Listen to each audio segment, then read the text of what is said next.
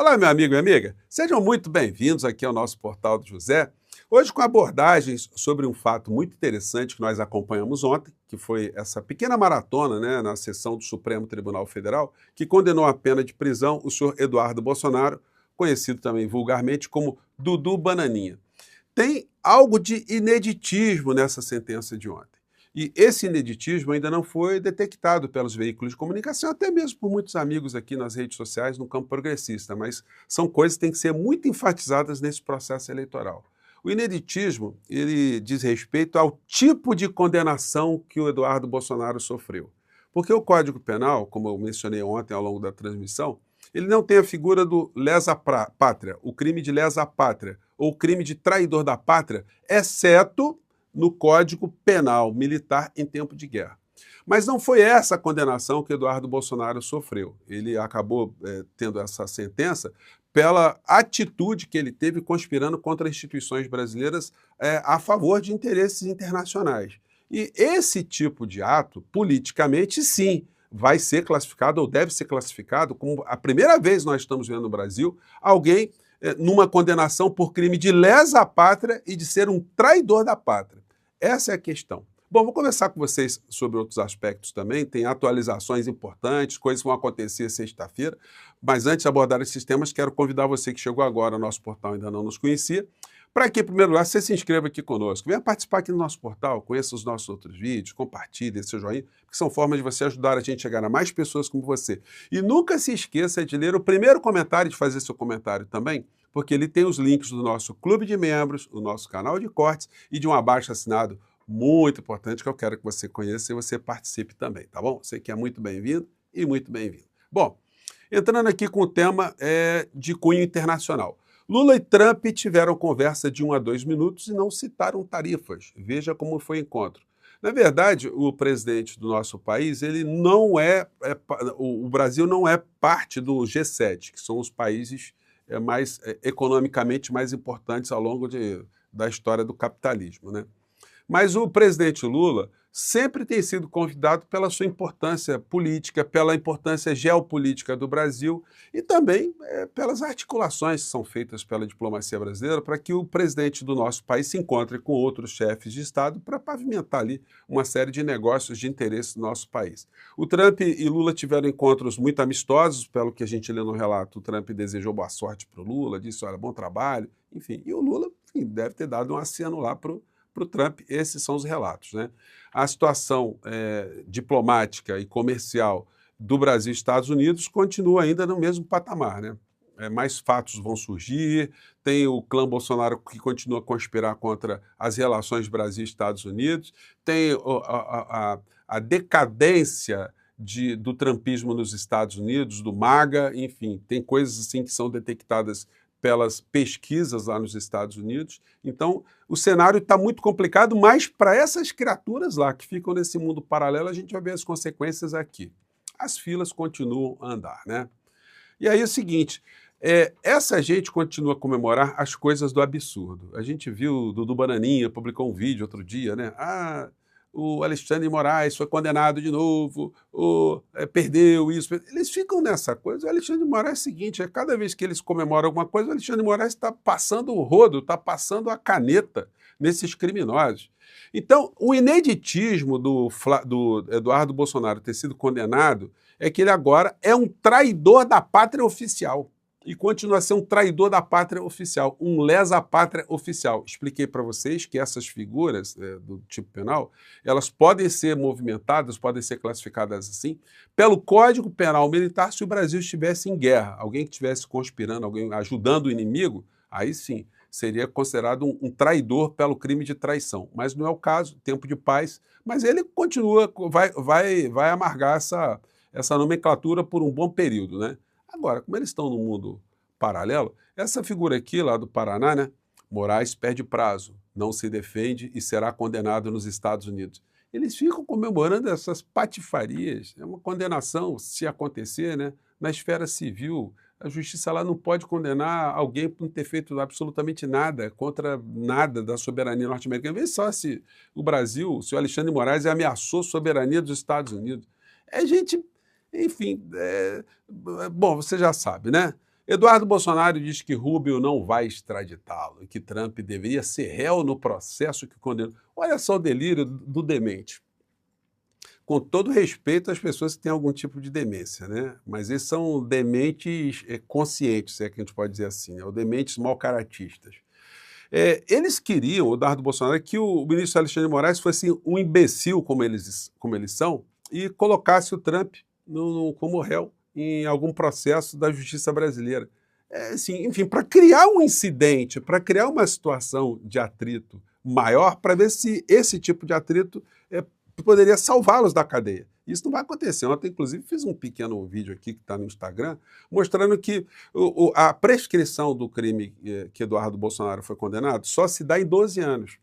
Então, durante 12 anos, se ele puser os pés no Brasil, ele vai em cana. Se ele puser os pés no 11º ano, estiver desavisado, fizer alguma conta errada, ele pode ser preso no aeroporto e ele vai ficar cumprindo pena por mais 4 anos. Isso nós estamos falando em 2038. Então ele ficaria mais 4 anos cumprindo pena, 2042, e aí depois de 2042 que começaria a ser aplicada a sua ineligibilidade, ele ficaria inelegível por mais 8 anos. Então só em 2050, gente.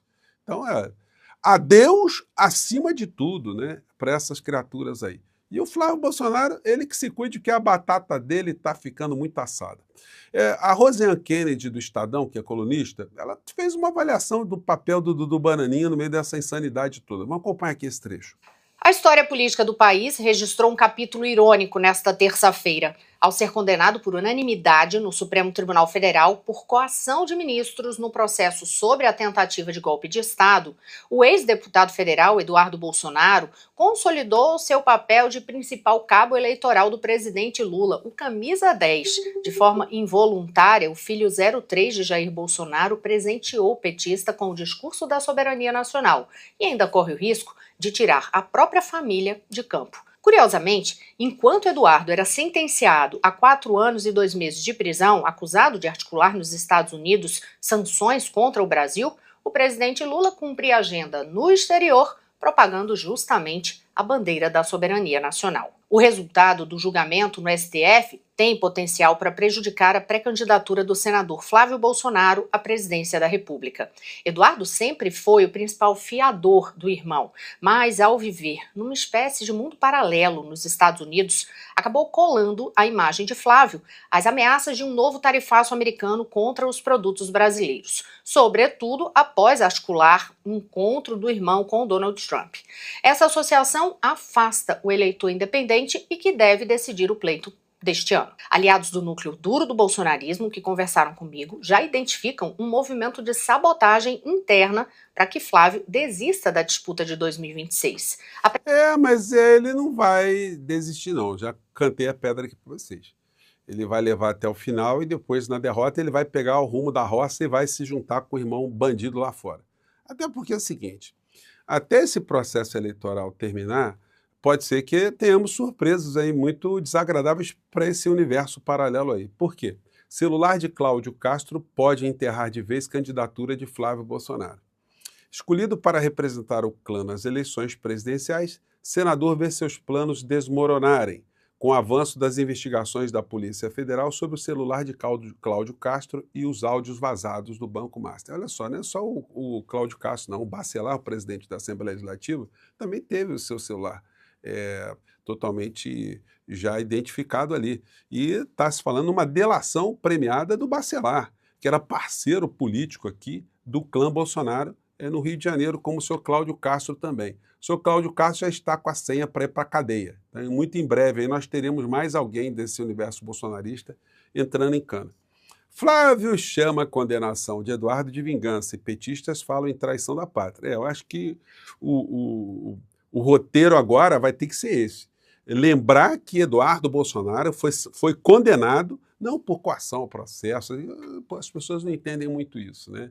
Tem que ser classificado, tem que ser exposto, tem que ser mencionado sempre como o primeiro brasileiro que foi condenado por traição à pátria. Isso não é pouca coisa não, gente. primeiro brasileiro que foi condenado pelo crime de traição da pátria e de lesa pátria, do ponto de vista moral, não do ponto de vista técnico. Mas é isso que funciona, é isso que as pessoas começam a interpretar de uma maneira melhor, né? E, obviamente, isso não vai ajudar a candidatura do Flávio Bolsonaro. Isso aqui é matéria já anterior, né? A BBC, Eduardo Bolsonaro, diz que brasileiros entendem que tarifaço de Trump é sacrifício a ser feito. Nossa liberdade vale mais do que a economia. Bom, o idiota que ele se inspirou para, de repente, fazer esse tipo de frase, dizia que a liberdade é mais importante do que a vida, né? Então eles vão fazendo as suas versões, remix dessas histórias todas, mas, enfim, está mostrando somente corrosão da candidatura dele. Lula tem 48,1% e Flávio 42,9% em eventual segundo turno de pesquisa. Isso aí foi uma pesquisa de ontem, cedo. Aí, na sequência, veio outra, pior para o Flávio Bolsonaro.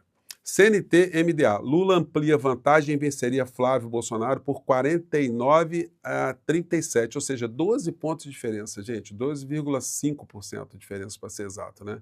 Diferença entre pré-candidatos sobre 4,7 pontos em abril para 12,5 em junho. No primeiro turno, o petista teria 41% das intenções de voto contra 28,2% do senador. E amanhã não, sexta-feira, o Datafolha publicará uma nova pesquisa. E essa nova pesquisa, os pesquisadores já estão, os analistas já estão observando o que está acontecendo, porque os entrevistadores já estão coletando informações. Então, as informações também já vêm com esse acréscimo de uma parcela da sociedade, as pessoas serão entrevistadas ali, saberem que Eduardo Bolsonaro foi condenado criminalmente. Agora é um outro bandido do clã Bolsonaro. Então, a situação para o clã está ficando cada vez mais difícil e a candidatura do senhor Flávio Bolsonaro, embora esteja em cima do telhado, é o que eu estou dizendo para vocês, né? Ele vai tentar bancar essa candidatura, exceto se for preso antes, se alguma coisa reveladora explodir no colo dele, né? STF condena Eduardo Bolsonaro por coação na trama golpista. Entenda o que acontece agora. O que acontece agora é que a defesa vai tentar recorrer, mas a decisão foi tão acachapante ontem, foi tão... cercou todas as possibilidades ali de recurso, foram rebatidos todos os argumentos da defesa, que não tem o que a defesa pedir. Então, é questão de mais alguns dias aí, da sentença ser proclamada, ser irreversível, transitar em julgado, e o nome do Bananinha aí para o alerta vermelho da Interpol. Ele não vai poder sair dos Estados Unidos, vai ter que ficar lá durante esse período todo, né? Os 12 anos da prescrição da pena. Só depois de 12 anos é que aí sim ele vai pensar em poder pedir para tirar o nome dele da Interpol, mas aí vai ser outro caso, né? Para finalizar, eu quero agradecer a todos vocês pelo apoio que vocês estão dando aqui. Eu recomendo vocês visitarem de curiosidade, tá?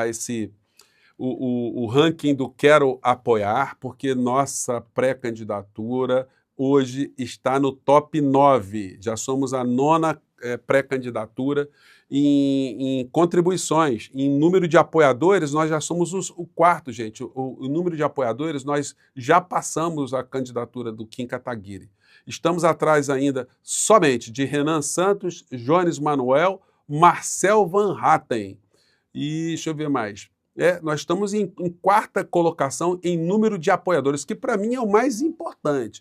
Nós recebemos 2.253 doações aqui para a nossa pré-candidatura. Então, quero agradecer a todos vocês, gente. Olha, nós vamos ter muitas novidades, tá? As cenas que eu gravei já na Central do Brasil já estão editadas, então em breve vou começar a mostrar aqui para vocês o que é que nós já estamos fazendo nas ruas aí, porque aqui é muito importante ter vocês, mas também é muito legal estar com as pessoas nas ruas também, né? Para produzir ainda mais conhecimento, produzir mais, captar mais o que as pessoas estão percebendo nas ruas, tá bom? Eu fico por aqui, um grande abraço, mais tarde a gente se encontra. Tchau!